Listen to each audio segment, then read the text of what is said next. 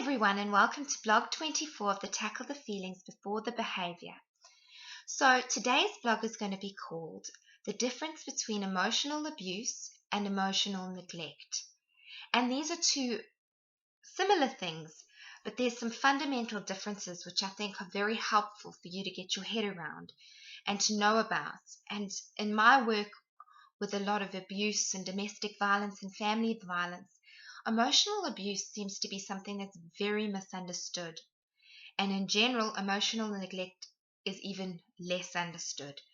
So I want to create a bit of awareness and get you thinking and get you reflecting on the things in your own relationships and in your own pasts and about how you're interacting with your children, your friends, people around you. And so it's not going to be a long blog today. I'm just going to explain the two things and let you think about it and make sense of it in the way that you know best. So to start with, I'm going to talk about emotional abuse. Now, the difference between abuse and neglect is that with abuse, something is done to you. So it's not like hitting and sexual abuse and even so much as verbal, although verbal abuse does come into this. Emotional abuse is said to be one of the most harmful forms of abuse. And the reason for this is because of the long-lasting effects and the damage that this kind of abuse does to people. Because you can heal from a physical wound in a matter of weeks, but what really sticks, even with the act of physical violence and sexual abuse, is that emotional damage that takes place with this. And now there are other forms of emotional abuse that don't necessarily have physical and sexual and even verbal abuse attached to it.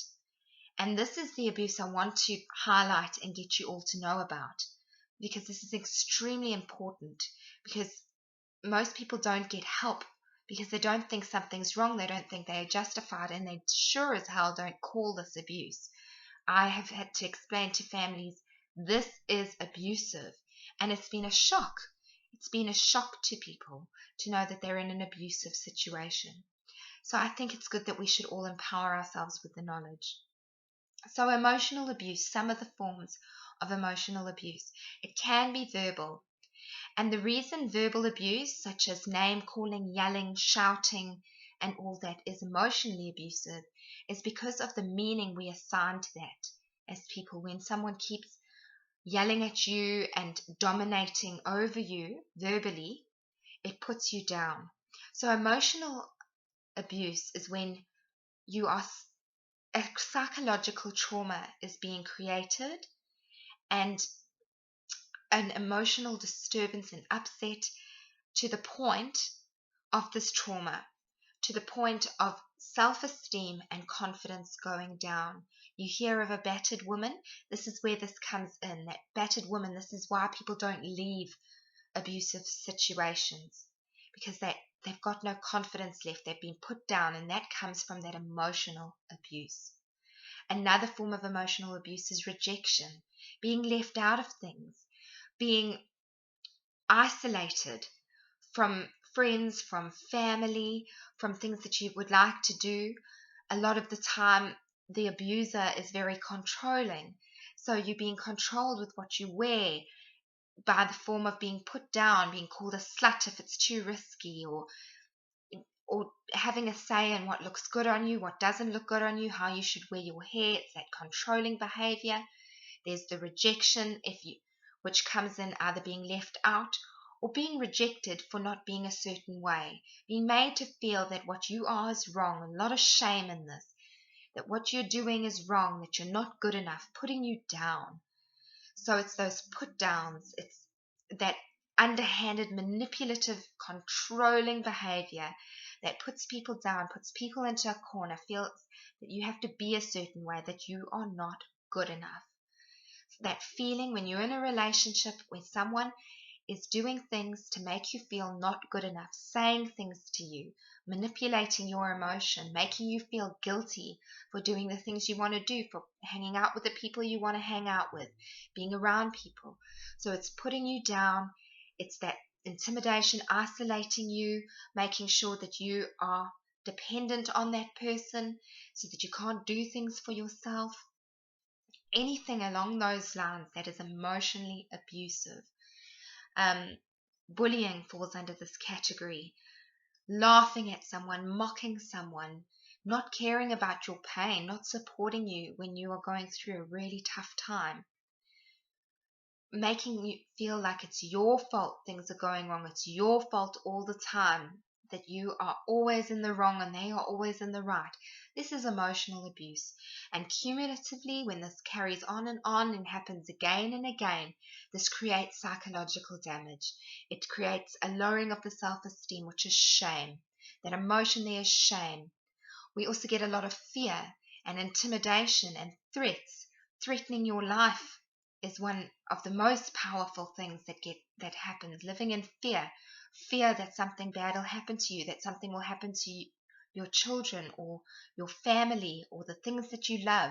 Something will get taken away from you. So it's intimidation, fear, control, rejection, bullying, putting down, low self-esteem, isolating you, making you feel dependent, making you feel not good enough. That is emotional abuse. Now, emotional neglect is a tricky one. And I talk a lot about childhood emotional neglect because this is where you'll see it the most. And that is a lack of something being done. So this is a difficult one to identify for yourself, for other people to see. If you don't know what's missing, how do you know what you need? So if you've never had those emotional needs met, you don't realize that there's a reason for why you feel the way that you do, why you have anxiety, why you have depression. So emotional neglect is a failure for somebody to meet your emotional needs. And the most powerful relationship in this neglect is your parents or primary caregivers as children. So a failure to attend to you, to support you, to validate your emotions, to make you feel valued by acknowledging your feelings, allowing you to feel what you feel without telling you to change how you're feeling or what you're feeling is wrong.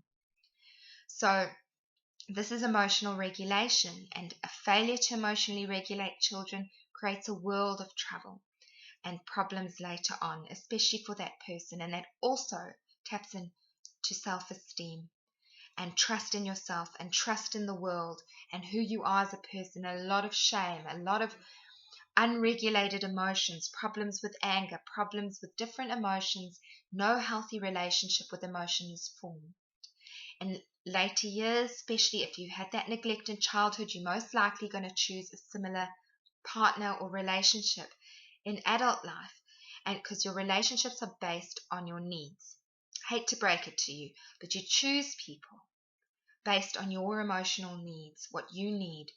And often we choose people that have very similar traits to our parents, the good and the bad. So when it's good, it's good. In the beginning, it's great. And then those traumas that you've had as a child start coming out, and that's where difficulties in relationships start coming out. And that is because we expect somebody else to meet our emotional needs.